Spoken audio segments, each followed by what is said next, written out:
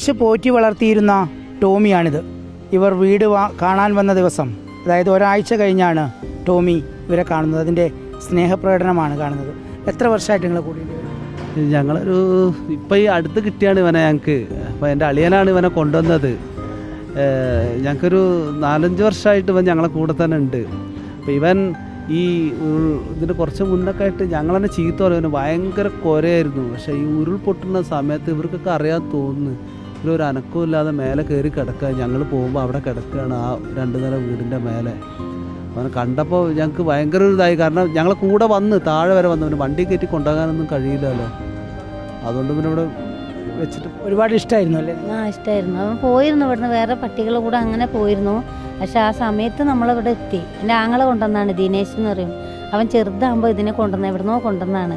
ഇതിനെ കെട്ടിയിട്ടപ്പോൾ ഇവൻ ഭയങ്കര കരച്ചിലായപ്പോൾ അഴിച്ചു വിട്ടിട്ട് അത് അതിൻ്റെ പാട്ടിന് പോയതായിരുന്നു. പിന്നെ കുറേ അടുത്തായിട്ട് വന്നു.